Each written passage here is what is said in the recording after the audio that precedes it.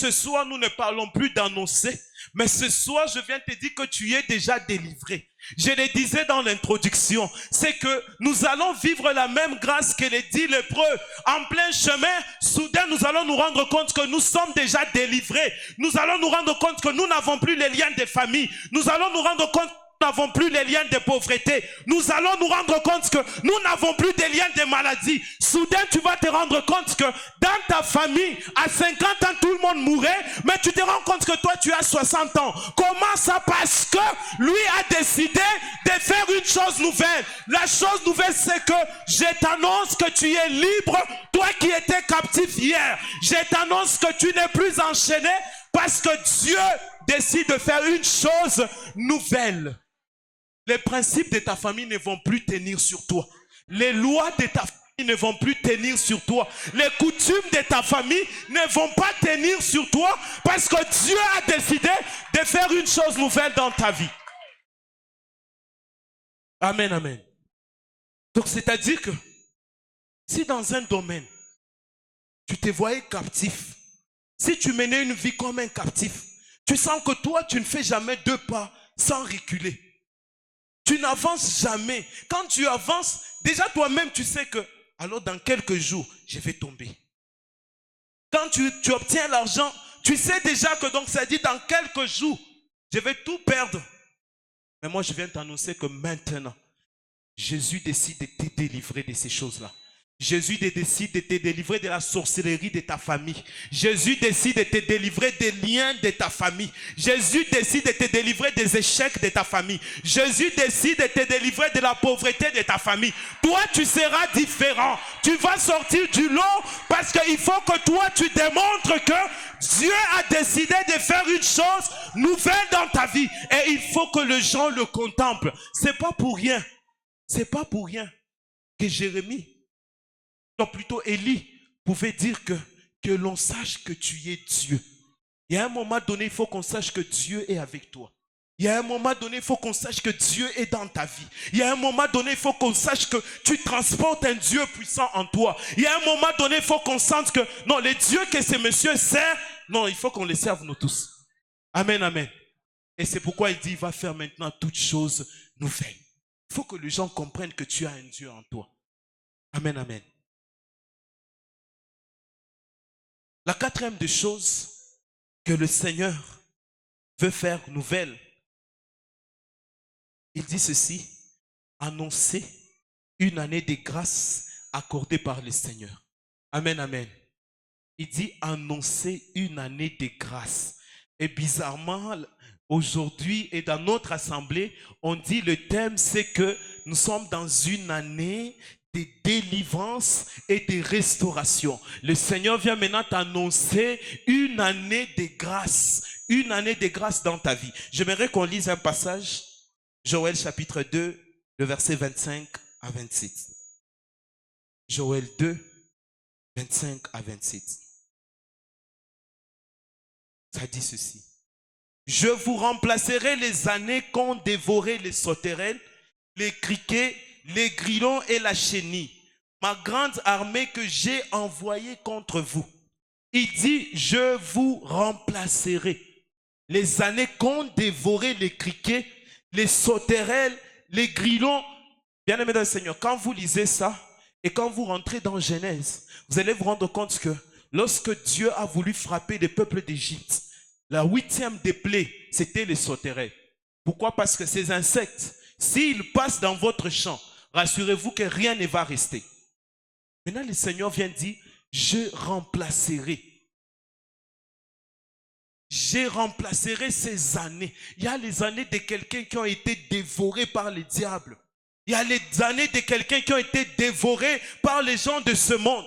Il y a la grâce de quelqu'un qui a été dévoré. Il y a la bénédiction de quelqu'un qui a été dévoré. Il y a les enfants de quelqu'un qui ont été dévorés. Mais il dit, je remplacerai. Même s'ils ont dévoré, nous on s'en fout. Parce que Dieu a décidé de restaurer. Il dit, j'ai restauré, je remplacerai. Ce qu'ils ont pris, il n'y a pas de problème. Mais lui dit, je vais maintenant remplacer. C'est que toi tu as perdu, Dieu décide de remplacer. Si tu as perdu des années, moi je viens t'informer ce soir, il dit, je remplacerai.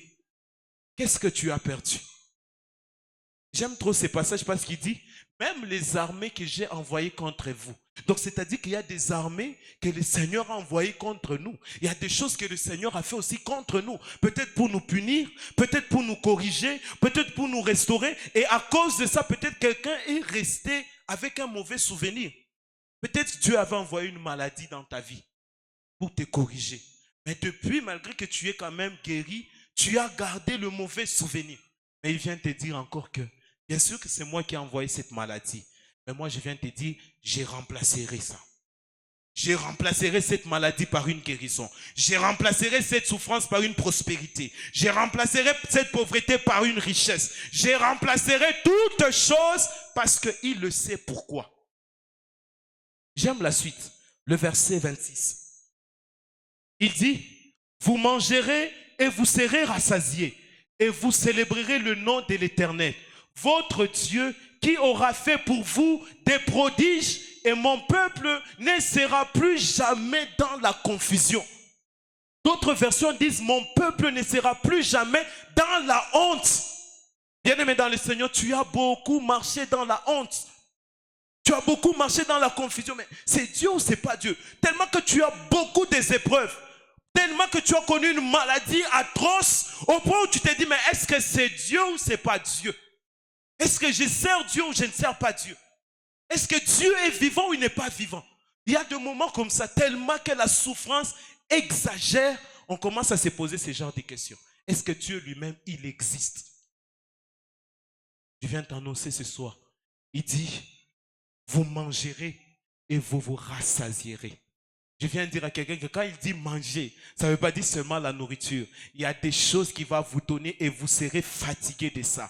Il y a une richesse que le Seigneur va te donner. Tu vas même dire, Seigneur, Seigneur, moi je crois que tu as exagéré ça. Tout ça pour moi. Parce qu'il dit, vous mangerez et vous serez rassasiés. Parce que c'est lui qui décide de vous restaurer. C'est lui qui décide de restaurer et de faire une chose nouvelle. Si tu as marché dans la confusion, si tu as marché dans la honte, il y a des gens qui souffrent, bien aimés dans le Seigneur.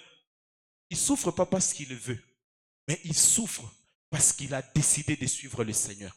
Il souffre parce qu'il a refusé la corruption. Il souffre parce qu'il a refusé de poser sa signature. On l'a obligé quelque chose. Il souffre parce qu'il a refusé de se conformer au siècle présent. Donc toutes ces personnes qui souffrent, ne croyez pas qu'ils n'ont pas de moyens.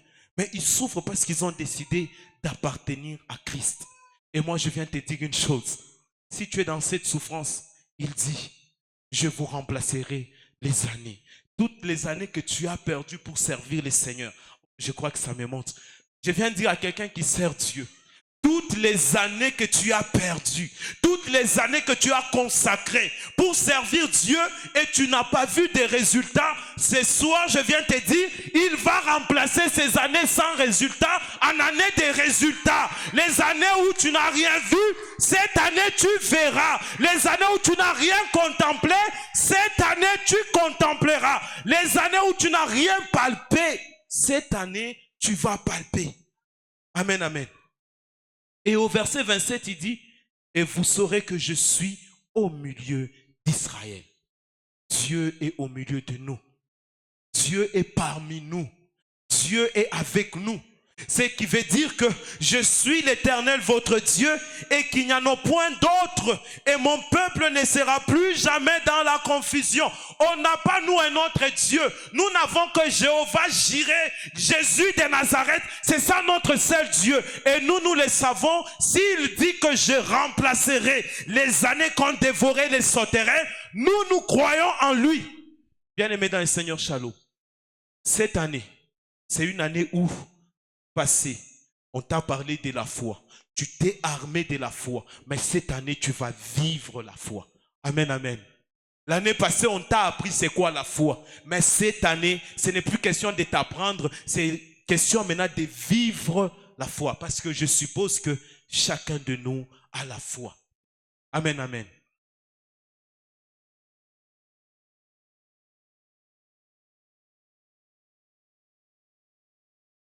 Alors, c'est quoi l'attitude que nous devons avoir? Quelle est l'attitude que nous devons avoir?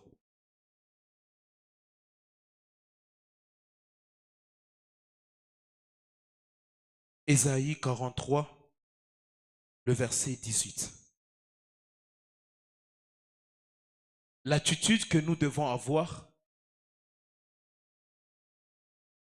ne faites plus mention des événements passés. Amen, amen. C'est ça l'attitude qu'on doit avoir. Cette année, on ne va plus faire mention des événements passés. Il dit, ne pensez plus aux événements passés et ne considérez plus ce qui est ancien. Bien-aimés dans le Seigneur, ne pense plus aux choses qui sont passées. Ne pense plus l'attitude que nous devons avoir. Oublions ce qui est passé. Je sais peut-être que ce qui est passé, c'est douloureux. Quand tu regardes, ça te fait couler les larmes. Quand tu regardes, c'est très douloureux pour toi. Quand tu regardes, tu n'es pas à mesure d'affronter cela. Quand tu regardes, tu dis, ça je ne peux pas oublier. Mais il dit, ne faites plus mention des événements passés. Amen, amen. Amen, amen. Quels sont les événements passés que tu ne cesses de ruminer en toi? Quels sont les événements passés que tu gardes jusqu'à maintenant? Quels sont les événements passés que tu ne veux pas te libérer de ça? Quels sont les événements passés qui ont déjà rongé toute ta vie au point où tu étais un homme joyeux, mais tu es devenu une personne qui n'est plus joyeuse? Tellement que les événements passés t'ont assombri. Mais il vient dire, ne faites plus mention des événements passés. Est-ce que tu te rappelles un peu de tes événements passés? Est-ce que tu te rappelles un peu de tes événements passés? Les souffrances que tu as connues. Peut-être tu as fait 5 ans sans avoir un enfant. Oublie ça. Oublie toutes ces années-là parce que cette année, c'est une année nouvelle. Il fait toutes choses nouvelles. Si tu n'as pas connu la grâce, cette année, tu connaîtras la grâce. Mais la chose que Dieu te recommande ce soir, oublie un peu les choses passées. Vous savez, les choses passées amènent une mauvaise expérience en nous, hein, au point où nous allons toujours douter de Dieu. Tellement que tu as fait 5 ans, tu es toujours malade. 5 ans, tu n'as pas de travail. 5 ans, tu n'as pas connu une certaine vie d'opulence. Mais quand tu connais ça, toi-même, tu doutes. C'est pour un temps ou bien c'est éternel? Mais si tu oublies ces années passées, tu vas te contenter du présent. C'est pourquoi nous allons lire un dernier passage. Ézéchiel chapitre 34, le verset 11 à 12. Regardez ce que le Seigneur va faire. Nous allons lire. Il dit, car ainsi parle le Seigneur l'Éternel. Voici, j'aurai soin moi-même de mes brebis et j'en ferai la revue. Il dit, voici, j'aurai soin moi-même de mes brebis. Ce n'est plus question que c'est les bergers qui vont prendre soin de toi. Ce n'est plus question que c'est la famille qui prendra soin de toi. Ce n'est plus question que c'est l'oncle qui va prendre soin de toi. Ce n'est plus question qu'une connaissance va continuer à prendre soin de toi. Mais Jésus dit, voici moi-même, j'en prendrai soin de mes brebis. Dieu prendra soin de toi. Dieu seul sait si tu as fait 5 ans sans enfant. Dieu seul sait si tu as fait 5 ans sans argent. Dieu seul sait si tu as fait 5 ans sans travail. Dieu seul sait si tu as fait 5 ans sans te retrouver dans la vie. Dieu seul sait si tu as fait 5 ans avec une même maladie. Dieu seul sait si tu as fait 5 ans avec la même oppression. Seul Dieu le sait. Et il dit, voici, j'aurai soin moi-même de mes brebis. Amen, amen. Amen, amen. Il dit, j'aurai soin moi-même. Dieu prendra soin de toi lui-même. Cette année, c'est Dieu qui prend soin de toi. Cette année, c'est Dieu qui prend soin de ta vie. Cette année, c'est Dieu qui prend soin de toi. Ne regarde pas par quel moyen ça va passer. Ça, ce n'est pas ton problème. Ça, ce n'est pas ton affaire. Toi, crois seulement que Dieu prendra soin de moi. Amen, amen. Et il dit, et j'en ferai la revue. Vous savez ce qui signifie faire la revue? Faire la revue, c'est passer en revue de toutes les brebis. Il regarde le frère Jacques, il dit, oui frère Jacques, je sais que tu as souffert pendant telle année, telle année, telle année, telle année. Maintenant que je fais la revue, voici ta richesse sera telle année, telle année, telle année, telle année. C'est ce qu'il va faire. Si tu as souffert pendant des années, Dieu décide de faire la revue de ta vie. Il décide maintenant de restaurer ta santé. Il décide de restaurer ta famille. Il décide de restaurer ton état. Il décide de restaurer ton corps. Il décide de restaurer ta vie. Il décide de restaurer même ton ministère parce qu'il dit, j'en ferai moi-même la revue. Amen, amen. Au verset 12, il dit, comme un pasteur inspecte son troupeau quand il est au milieu de ses brebis éparses. Il dit, quand un pasteur inspecte son troupeau. Donc, comme un berger regarde, il manque qui? Qui n'a pas encore mangé? Qui ne s'est pas encore retrouvé? C'est de la même façon que le Seigneur va le faire. Le Seigneur aussi va passer maintenant en revue dans cette assemblée. Amen, amen. Le Seigneur passera en revue dans cette assemblée. Chacun va passer devant le Seigneur. Il va dire, qu'est-ce que je n'ai pas encore fait pour lui? Voici, j'ai fait toutes choses nouvelles. Lui, qu'est-ce que je n'ai pas encore fait? Je ne lui ai pas encore donné des enfants, je lui donne des enfants. Lui, je ne lui ai pas encore donné un travail, je lui donne un travail. Lui, je ne lui ai pas encore donné une vie paisible, je lui donne une vie paisible. Lui, sa maladie, ça fait 5 ans, je lui guéris de cette maladie. C'est ça, passer en revue. Amen, amen. C'est vrai, nous nous sommes dispersés à cause des problèmes, à cause des situations de la vie. Parce que quand vous lisez, il dit, ainsi, je ferai la revue de mes brebis et je les recueillerai de tous les lieux où elles ont été dispersées au jour de nuages et de l'obscurité. Lorsque l'obscurité est arrivée, ça nous a dispersés. L'obscurité, là, c'est comme une souffrance. C'est comme une maladie. C'est comme le problème. C'est comme les épreuves. Un moment est arrivé dans ta vie, tu as quitté le ministère. Un moment est venu dans ta vie, tu as abandonné l'œuvre de Dieu. Un moment est arrivé dans ta vie, tu as abandonné ta famille. Un moment est arrivé dans la vie, tu as abandonné tes frères. Il dit maintenant, je les recueillerai tous. Amen, amen. Cette année, Dieu décide de nous réunir, nous tous, en un seul. Cette année, Dieu décide de nous recueillir un seul lieu. Cette année, Dieu décide, même si c'est quelles que soient les raisons qui t'ont éloigné, Dieu décide de te recueillir à un seul lieu pour faire la revue de ta vie. Amen, amen. Alors ainsi, bien-aimé dans le Seigneur, il dit, voici, je fais toutes choses nouvelles. Dieu veut faire une chose nouvelle dans ta vie. C'est même pas qu'il veut faire. Dieu fait déjà une chose nouvelle dans ta vie. Dieu est en train de refaire ta vie. Amen, amen. Alors, quelle est la souffrance que toi tu as connue? Quelles sont les épreuves que tu as connues? Quelles sont les difficultés que tu as connues? Parce que le Seigneur, ce soir, il dit, je vais faire une chose nouvelle. Est-ce que tu peux m'aider à te tenir debout?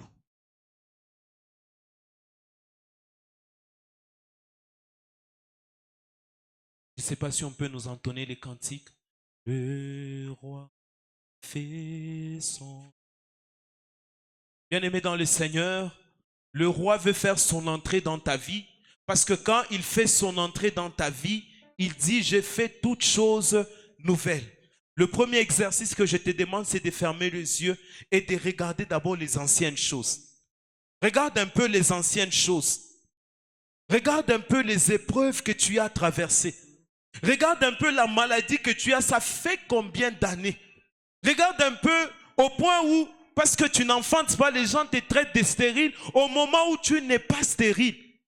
Regarde un peu les choses que tu as endurées toute ta vie. Mais lui dit, pour ce soir, voici, je fais toutes choses nouvelles. Puisque tu as vu les choses anciennes, maintenant tu vas désirer, tu vas demander au Seigneur, fais toutes choses nouvelles dans ma vie. Toi seul tu connais le domaine où ça ne va pas. Toi seul tu connais le moment où ça ne marche pas. Toi seul tu connais quel est le côté où ça trébuche. Toi seul tu connais quel est le côté où les choses se sont déjà éparpillées. Toi seul tu connais. Si tu veux, tu cites ton problème, tu dis, Seigneur, je veux que tu fasses une chose nouvelle dans ma vie, dans ma maladie, dans ma vie, dans ma famille, dans mes épreuves, dans mes études, dans tout ce que je fais. Élève ta voix, bien-aimé, et commence à désirer cette grâce. Élève ta voix et commence à désirer une chose nouvelle. Éternel Dieu de gloire, nous venons désirer, Père, toi qui as décidé, Père, de faire une chose nouvelle ce soir. Fais toutes choses nouvelles dans nos vies. Fais toutes choses nouvelles dans nos vies.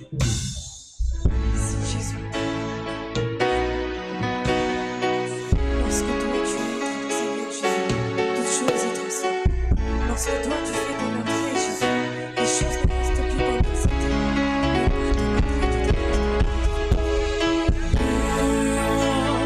Fais son entrée.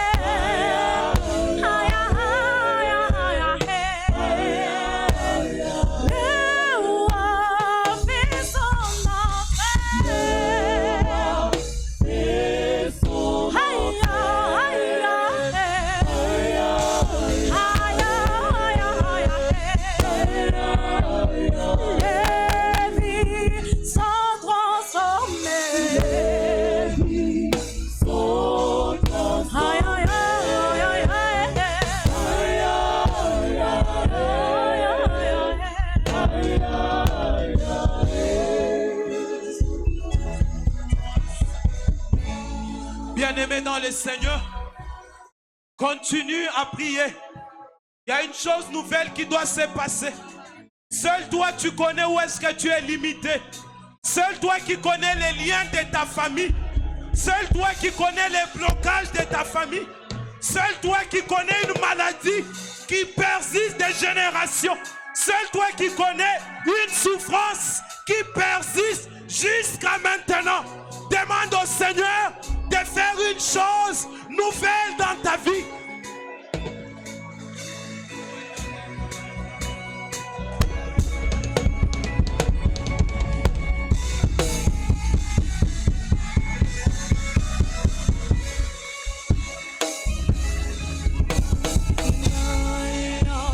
Sont tous guéris. Aïe, aïe, aïe, aïe, aïe, aïe. Les enchaînés sont délivrés. Aïe, aïe, aïe, aïe, aïe, aïe. Le roi fait son entrée. Le roi fait son entrée.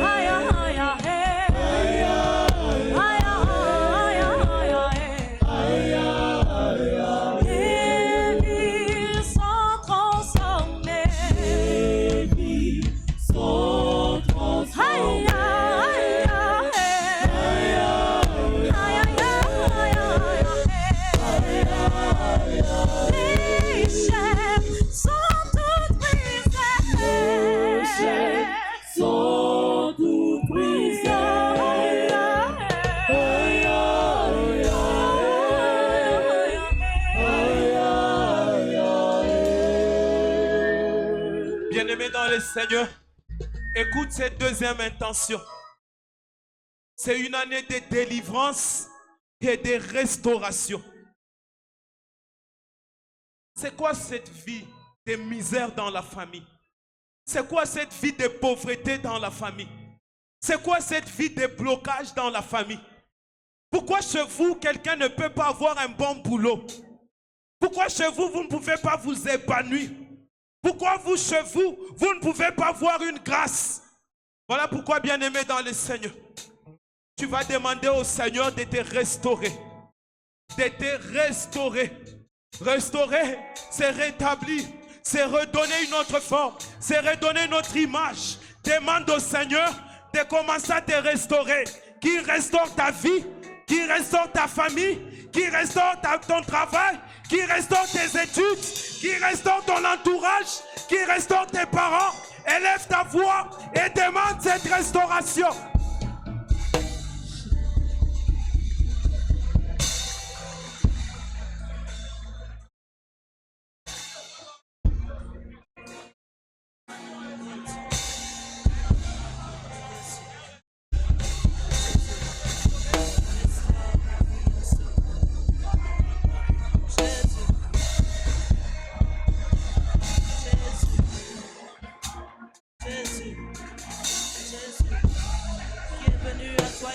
Tel qu'il est venu, qui est venu dans ta présence et retourné tel qu'il est venu, qui t'a cherché et resté le même.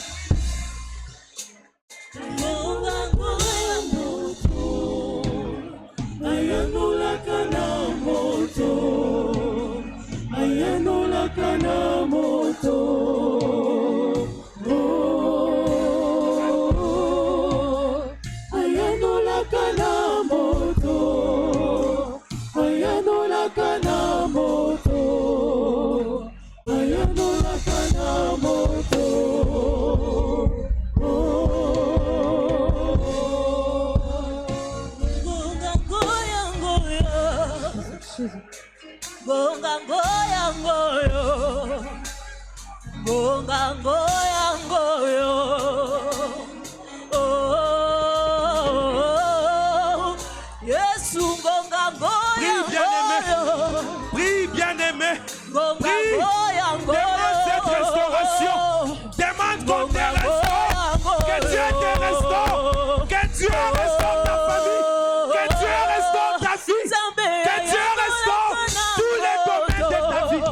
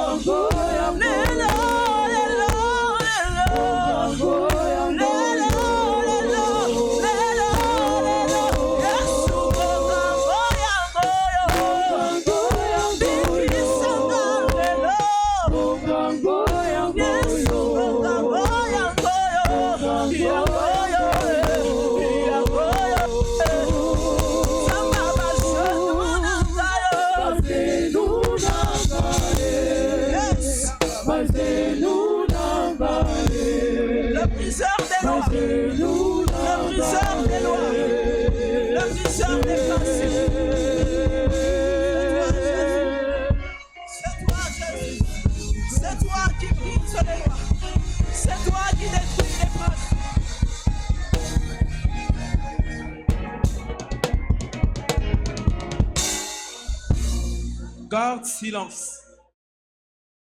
Garde silence. Il est évident que tu as trop pleuré. Il est évident que tu as connu des moments de souffrance. Il est évident que les blocages t'ont tenu jusqu'à maintenant. Pour ceux qui peuvent, ceux qui se peuvent se mettre à genoux. Le texte qu'on venait de nous lire, le dernier, il dit comme un pasteur inspecte ses troupeaux. Je vais demander au berger Gino, comme pasteur de cette assemblée, il va inspecter la vie de chacun de nous.